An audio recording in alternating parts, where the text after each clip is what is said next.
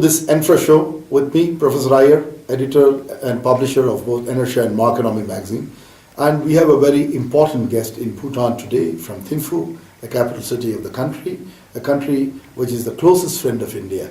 And we have another friend of India and a person who's seen life, who's seen society, who's seen economy growing. And Saamdu Chetri with us. Welcome, Saamduji, with us, So my first question to you is, there's a lot of dynamism in this Bhutanese society, a small population surely of 700,000 people, but high amount of dynamism. And there is also a bombardment of ideology now coming through a process. The world is looking at. Initially it was a dialogue between India and Bhutan, but the world is looking at Bhutan. Obviously India had a role in that as well, but I mean to say now you are bombarded by a lot of ideas, a lot of interaction, while people went out, but now a lot of people are coming in and interacting with you. So what you see for Bhutanese society in this type of interaction with the world, the entire world order, including India for sure, continuing the relationship with India, but seeing the world interacting with you, and this in a culture which probably has not seen so much of frequency of interactions, in the past. Thank you, Professor Iyer. In fact, it's an honor for me to sit here and talk to you. Basically, we are not very different from any developing countries. We are also bombarded by the world outside. What our youth see, they see greener in the other side of the fence as well. So it has brought us to a juncture where you heard our Prime Minister open the summit the other day. He was bringing out all the bad side of our country, and that included all the crimes that happens in the country. But we are very hopeful, given the fact that we are still about 70% rural.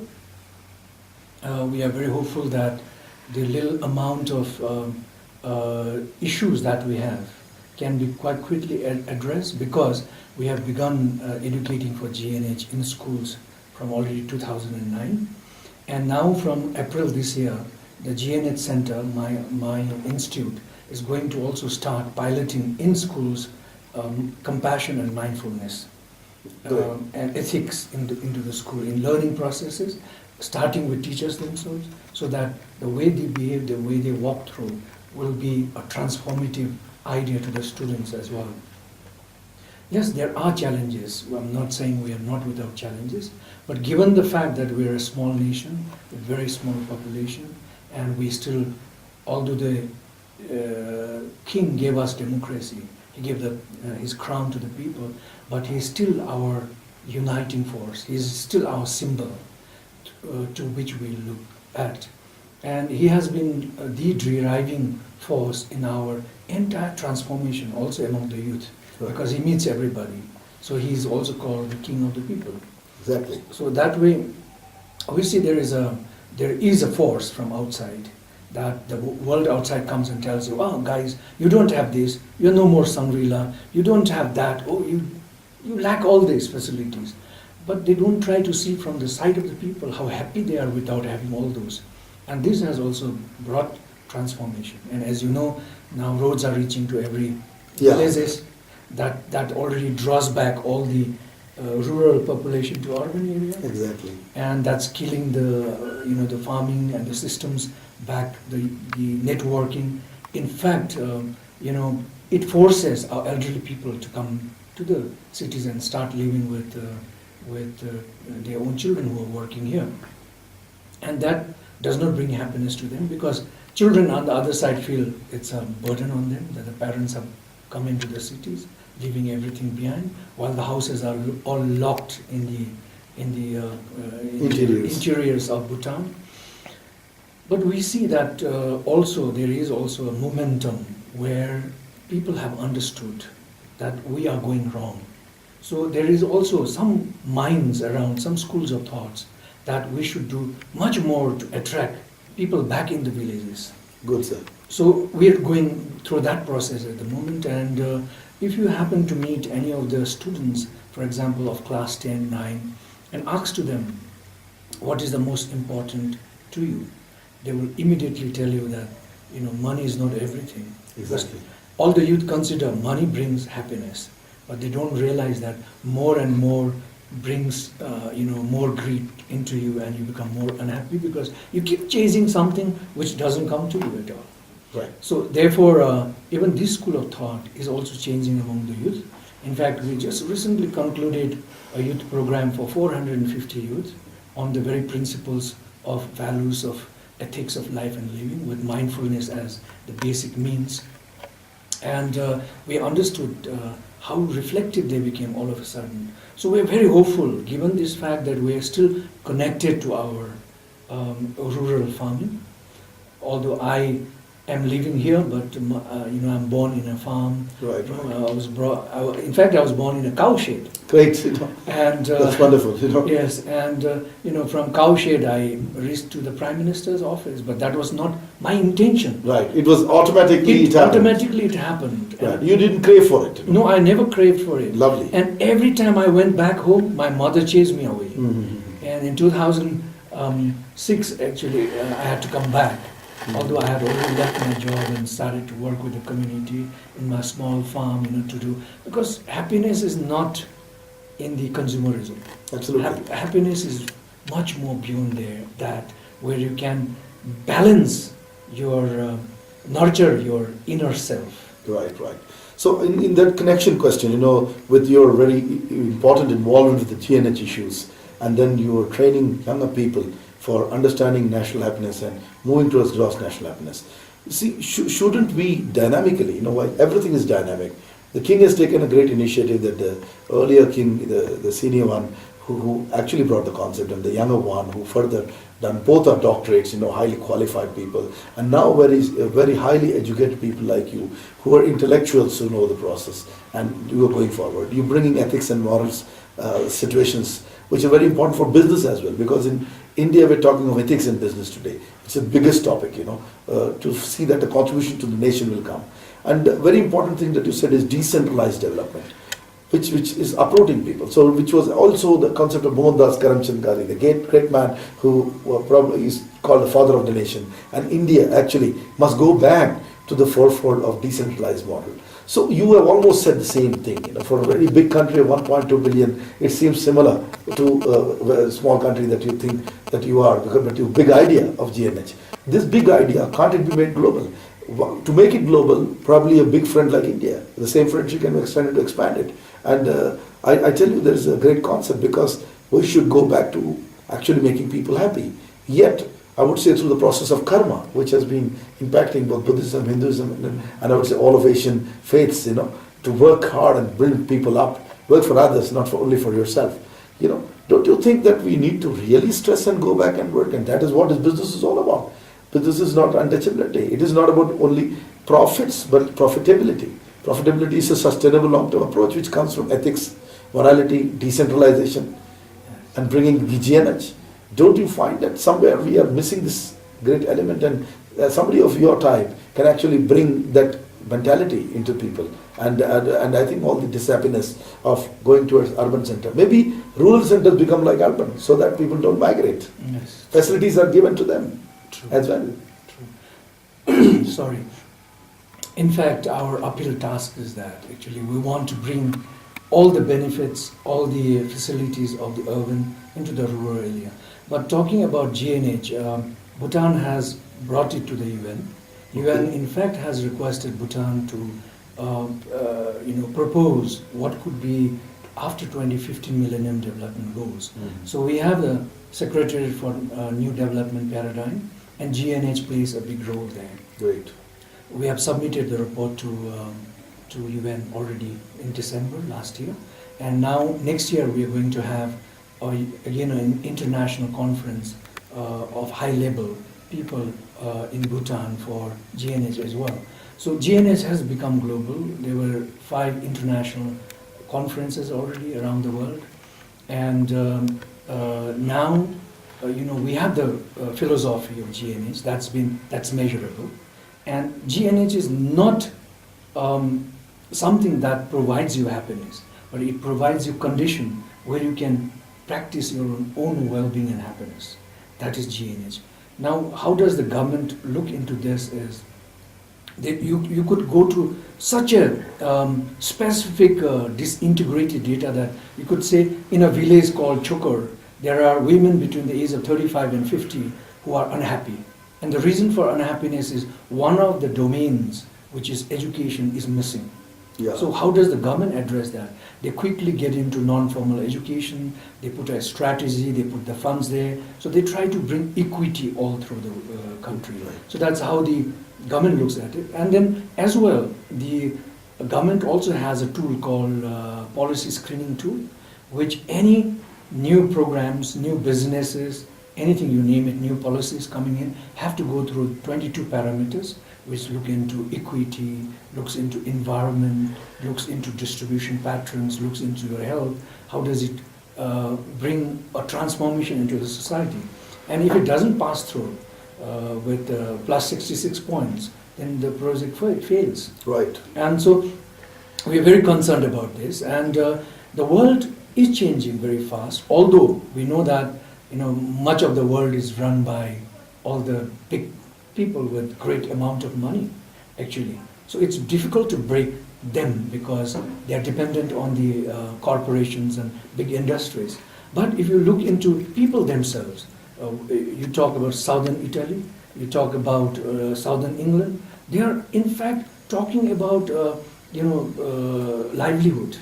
Yes. Talking about livelihood, changing the whole perception about economy. Right. And what is sustainable. So they are in fact creating their own so-called 1 kilometer range society, or zero range society they call it, where they are interdependent and they don't want to have imports or exports out. Because ultimately the goal of everybody's life is happiness. Yes. And how do you create happiness? Because we all one day will die. So what is the use of creating so much wealth and not making somebody happy? Is the very concept, the philosophy of GNH looks into equitable distribution. Right. You mentioned one of the Scandinavian countries actually.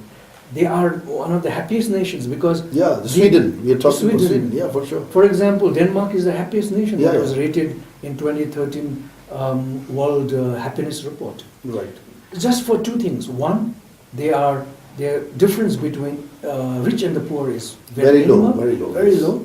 The and the other one is that they are a giving society. They like to offer, give, Contribute, yeah. contribute to the other Yeah, people. absolutely. So just two things make them so happy, and all the Scandinavian countries are along those lines rather. Right. So in our own culture, in our Hinduism, in our Buddhism, or the Asian culture, this should be, the giving is there.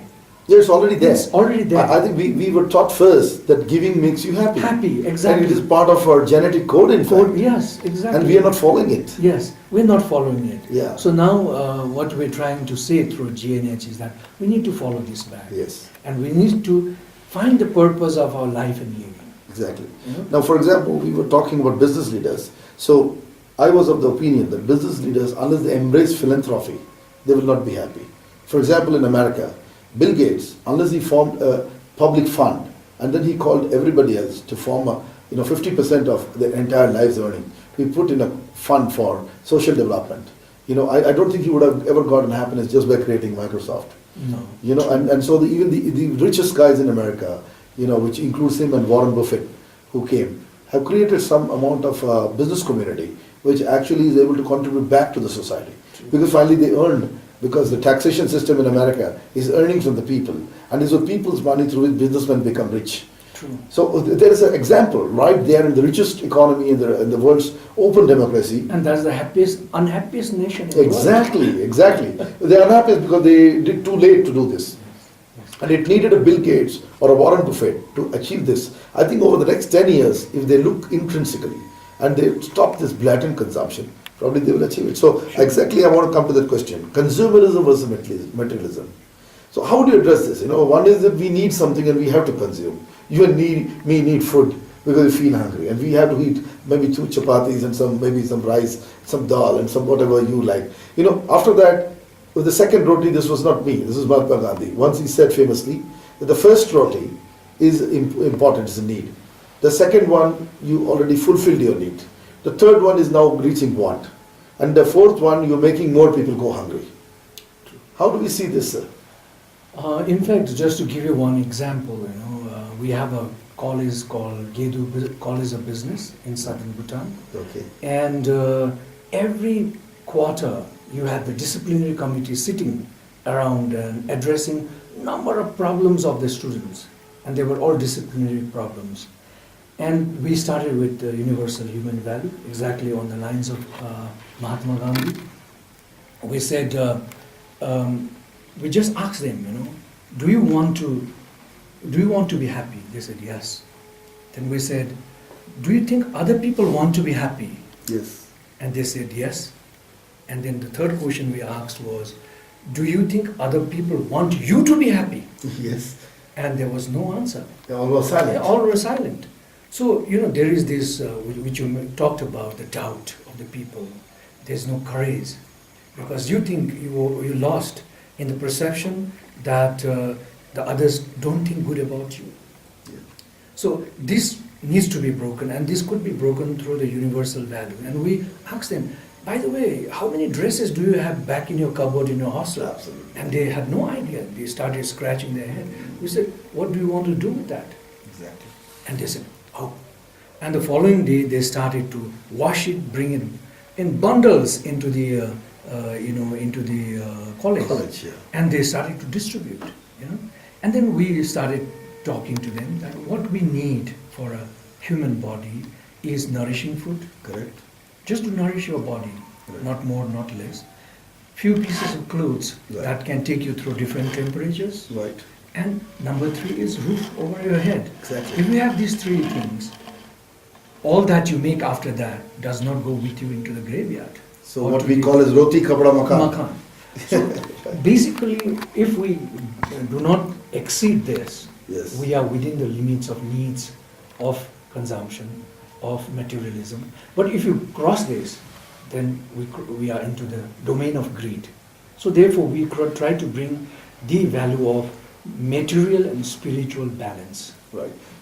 We say that, for you to be happy, you need to balance this very important fact, the material fact, which is defined by roti, kapra and makhan, and the spiritual need of your body, through which, you could meditate, you could pray, you could, do readings. Right? So we encourage this. And then to tell you the truth, within 4 months or 5 months, after that there was no disciplinary committee sitting. Still today, the whole entire college doesn't have a sitting of a disciplinary committee. So when you try to bring these innate human values Right. back to ourselves, it's all existing in us. Yeah. But somehow the situation, the circumstances have changed our mind. For example, India alone, I just saw on the net last year in June, spends $412 billion on advertisement. Yes. They condition your mind. Now, if that money is divided to 1.5 billion people in India, I think every person gets about 20,000 rupees. That's right. Absolutely. So you're forcing people, changing their mindset to use something, to apply something, to eat something, which is totally outside the innate human values. So we need to bring back this very verification in every human being saying, is this really required? For example, what we teach to our children is, when you go to town, of course you have money, you see nice things, you enter a store, but ask yourself, do I need that? Yes. And if they say, if the answer is yes, then the next question you ask is for what? Then you have the answer, either to buy or not to buy. Because I tell them, if you stop eating meat, the butcher will stop killing animals. Similarly, if you are satisfied with a few clothes, the factories will not produce more. So the global warming issue will be reducing. So this is also consumption. And I tell them much more than that. Consumption is not just food, clothes, and what you wear. Consumption is also what you see. Consumption is what for example, young people like to get into pornography and all these bad habits happen. This is a bad consumption. How does it react to your individual self and you lose yourself? Because the greed takes you over. Either you want some beautiful girl which you are not able, you have no approach to. Or you want something that you can't crave for something that you can't have it. And what happens is then you lose yourself. You know, so I and the self become totally out of you. Right. And so the mind and the body separate. But we want you to continue to have this together and reflect on what you do very mindfully every step of your day. And when you and education is something that you can't Yes, just teach absolutely. and stop. You have to constantly re-educate and educate the same thing over and over again. Coming back to education, by the way, I think all our education today, given the fact that we need to change, the GDP model doesn't work anymore, we need to change altogether and we need to reflect. I think livelihood, mindfulness is much more powerful than just going to a school and learning mathematics and some basic science and geography. Right. But I again want to come on that, see, for a common man, people who go towards spirituality or understand that much better or reach a stage of life where they can go, they would understand better like you. But for a very young person who comes in, they are exposed to the entire world. And here is a telecommunication IT-driven world where bombardment of information is every instant, and that's super mechanically capturing them, So, and we can't say, let them expose, there's nothing wrong. But where is the model where GNH itself competes within this? My point is that. And then it brings its own qualified, instead of being abstract, it starts qualifying itself as a competing element, That is what is the fight between GDP-driven models versus GNH-driven models. And I would even say, I would go a little like a devil's advocate, saying advertise GNH, the same principle. Because see, I tell you, when you talk about India's advertising, we have 800 media channels that compete within themselves. And I can assure you, within that process, it is not products that are being advertised. It's actually, sometimes you'll be shocked to know that it's advertising of, sometimes some Babas advertise themselves. You come to my satsang, and my good talk, and thousands approach. Shri Shri Ravi Shankar, who is a very good exponent, advertises himself. So I would see advertisement as a very positive tool rather than a negative tool. Like, for example, power plant, I need engineers. I would rather advertise to work in my power plant. So it's not like the Western advertising in India. When you look at a figure of 412 billion, I would say some 300 billion is really funded on productive advertising for the society. So GNH itself needs to probably advertise, vocally talk about itself and say, I have a competing idea and I was existing for a very long time. True. I don't know how much we need to advertise, but what we are doing as a GNH. I'm not talking about physical advertising, but advertising means talking like you. Yes, exactly. We are communicating. Exactly. All other means publicity, using internet, using the world. The same things which look negative will look positive to us. True. In fact, in the last 1 year, we have addressed 8 different groups of international people to see and to learn together with them how to lead GNH in practice. Right. And we have found it is very, very powerful.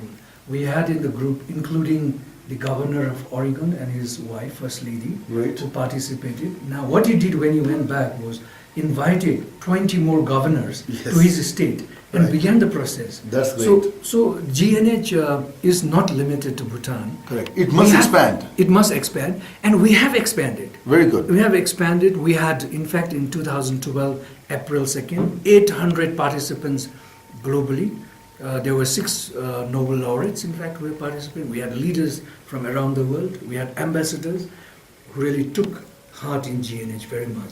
Because GNH is much more than GDP. We're not saying GDP must be excluded. Let it be. But there are negative things in GDP. Yeah. For example, if a wife and husband go to work, you earn something that's somehow added to GDP as an income of the family because they spend money on the consumerism. Okay, I'll tell you a counter of this, if I can interrupt with your permission. In India, the housewives, I was of the opinion with the government and especially in India, the housewife, she contributes, she doesn't earn an income, but the husband is earning. So we wanted the income tax of the buddy, the husband, to be computed as half. For that we said he should pay a salary to his wife officially. So that it can be, then only you can do real assessment of GDPs. Exactly. But this, even Indian government has not followed.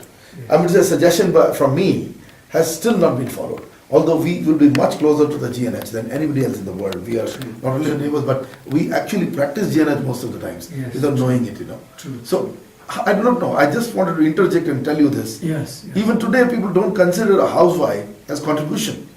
Which is And her totally contribution is phenomenal. Phenomenal. And for example, if she puts an Iyer or somebody to work, Yeah, right. and she goes to work, Right. that what she pays to Iyer is accounted in GDP. Absolutely. But her being in the house Is not accounted. Not accounted, and it's so powerful. It's very powerful. She gives us time, Effort, and looks after emotion, children, emotion, love. supports husband, love, mind-boggling. mind-boggling, really mind-boggling. Is it And not this- GNH? This is GNH. That's exactly where we come. Yes. And similarly, we have forests are not accounted for. The resources, The wealth and the environment, asset, the assets forest are- asset. Yes, we say this is a part of GNH. Absolutely. And GDP does not recognize a standing tree. Yes. But if you cut and sell, the GDP grows. So Bhutan has over 70% of forest. If we all cut tomorrow and sell, our GDP will skyrocket. Yeah, but your happiness is gone. Our happiness is gone. The ecology is gone. The Absolutely. diversity is gone. Biodiversity, nothing remains. Right. So what we are saying is that, for example, when you have a war or a big problem in a country, strikes and all that, you destroy a lot of property. Yes. To rebuild those property, it's added to GDP. Exactly. But in our case, we say, why did these people do that? Exactly. Because they do not have the values of human innate values. That's why they went into destruction. So therefore, what is spent in that must be subtracted from GNH, Yes. in GNH, Yeah. rather than adding to GDP. Exactly. So we're looking into, accounting for GNH. Exactly. We They're have qualifying started and quantifying and it. quantifying, yes. Because that will take it forward further. Yes. And I also want to, interestingly, since I come from India, I have to ask, but why don't we create a seminar in India or a conclave in India where we can also help you? Why not we give GNH to, because it will be very easy to promote it, because I tell you, it will become even more global when it goes to an economy like India, because it's a faith-driven economy. Because in our system, we have all the religions and equal respect for everything. All the faiths, including Baha'i faith from Iran, which is no home. India is the home to it. Yes. We have everything. We have Buddhism, we have Yes, Hinduism. yes. So I mean, this some is your, of the greatest, sorry to cut, some of the greatest Buddhist gurus came from India. Absolutely. Padmasambhava. Absolutely. Even today, Yes. His Holiness Karmapa and Dalai Lama walked that land. absolutely. So, Jainism was born there. Exactly. It became a very fertile ground for Muslim. Right, for sure. Yeah, and Buddhism was born there. Exactly. And So I mean to say, so why not take the GNH equation? It will be much easier because there is a very large population which will relate with this idea. I'm very happy that you bring this point up. I don't know why our people haven't looked into India Yeah. as such, but we have gone outside. Maybe the fact that Bhutan is such a great friend to India, Yeah. and anytime we would ask, we would have a platform there. But it hasn't happened. So I'm sure with your background, with your reach, if we could definitely start a forum. We are in fact planning to launch a magazine by the name of GNH World. Wonderful. So I would like to launch that with conclave with Bhutan or something like that, That would be wonderful. Maybe somebody like you leads and helps us out in arranging this, for your people to come there. Wonderful. Because our people will definitely come, Sure. because inside India I can take care of everything. Sure. But I want the right type of GNH promoters, from your side to be there, so that we are able to give the concept in the right way. Wonderful. We can arrange that. It's Yeah, not a problem. because this will change the dynamics and it will create new fellows who will actually come, and your own best friends. India is your best friend, and you'll see a lot of Indians marketing and immediately coming to the GNH idea, Yes. and they would immediately relate with it because that is going to happen quickly. True, very true. In fact, if we can bring GNH to India, Yeah, you won the world. we want the world. It's as simple as that. As simple as that. Yes, true. Very true. So probably we didn't look at this angle for so many years of relationship between That's India true. and this. That's true. Because I'm a big fan of GNH. But by the way, GNH was propounded in Mumbai Okay. when His Majesty the former king was coming from the NAM summit in Okay. Israel or somewhere in the Middle East. Okay. As journalists, they asked him, "You come from a very small country with very small population. What is your GNH?" Okay. That was the moment he propounded that gross national happiness is more important than gross domestic product. Lovely, lovely. So it has been born in the soil of India. India, actually. right in Mumbai, the That commercial, way, commercial yes, capital of the yes, country. commercial capital of India. That's absolutely great, to know. I come from Mumbai because I live in the suburbs of the MMR region, which we call the Mumbai Metropolitan Region, population of 25 million people, unbelievable, almost more than the smallest state like Haryana. We have population more than them, Anyway, sir, the last question, and it was wonderful talking to you, which I must say to all my viewers that it was wonderful talking to Saamdu Chetri sir. And let us talk of rights and duties, While a new society is emerging, it probably knows everything about its rights. Young people know about their rights. But somewhere down the line, rights are derivatives. It's again a Gandhian concept because Gandhiji always felt that rights are there. But they're there to take because you must perform your duty. The example of the parent, A parent will do no injustice to the kids, They will give them freely whatever they have. Knowledge, education, even money for that matter to some extent, help and service in service of the kids, their children. And they do ask nothing in demand. Not even no demand, It is just given, by the parents. So it's a great relationship between the parents and the children, So where the child gets all the rights, right, but starts realizing the rights only when they get into a teenage or some age, and then that's the time some kind of duty or a sense of duty comes in, and that sense of duty in this case is automatic.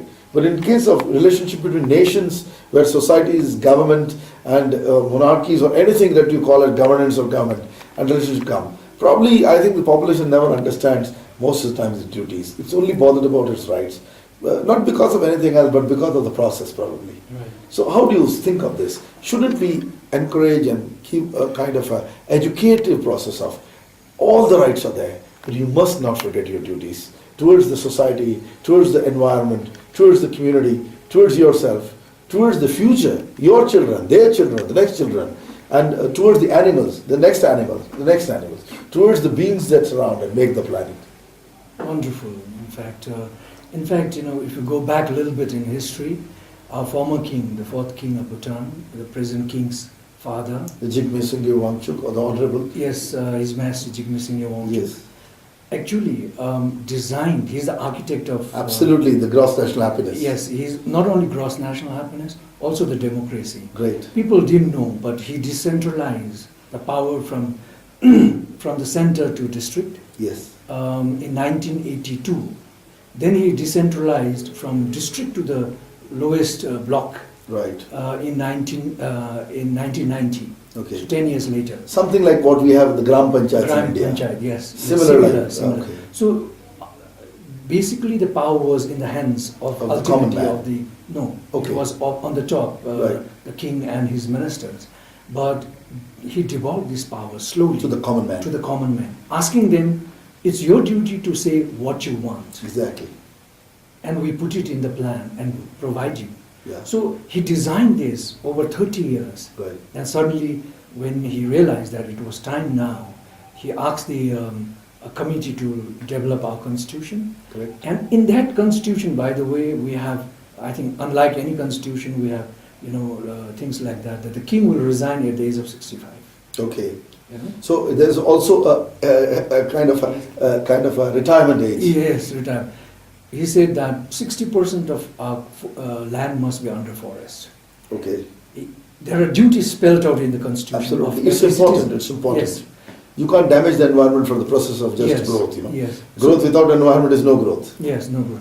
So, we have looked into almost 125 constitutions in the world and designed our own constitution. Great. In there, like I said, we have spelled out the duties of every citizen Good. very clearly. Right. Apart from this, what we also have is, we have education systems to tell the people, like exactly what you said, what is your duty towards your land, towards your people, towards your constitution, towards the democracy, towards the animals, towards the environment. Yes. That's very well spelled out.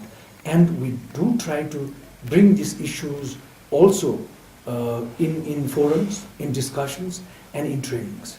Right. So people are aware that this is things that we should not do. as a citizen of the country. But of course, I'm not saying that we're completely there. Yeah. Because young always think about democracy is freedom. They don't know what freedom means. So they say, oh, I should be looked after by my community or my government, It's not my duty to do anything. I mean, this kind of... That is very dangerous. That's a very dangerous way. People must work hard, Yes. contribute, and be part Yes. of it. So His Majesty the King moves around and talks to individuals, to groups, to youth, telling them that you must not forget your duty. Yeah, you must contribute. You must contribute, and you cannot be complacent. Exactly. Then he also has told widely and every time that I will be your father, I'll be your son, I'll be your brother, I'll be your friend. I'll keep nothing for myself. I'll serve you, like all my parents, grandparents, forefathers have done it. But situation is changing. Yeah. So therefore, you have to be more responsible now because the power has been given to you. It is already divested. It's already divested into you. Yeah. So you must lead us now. And be responsible. And be responsible. So this is a message he brings, and I think, like I said earlier, king for us is a symbol, a unity. So when he speaks to people, goes into our hearts very immediately. Right. And because there is a moral position. Yes, there's a moral. A moral and a dynamic position that they hold. Yes, right now. yes.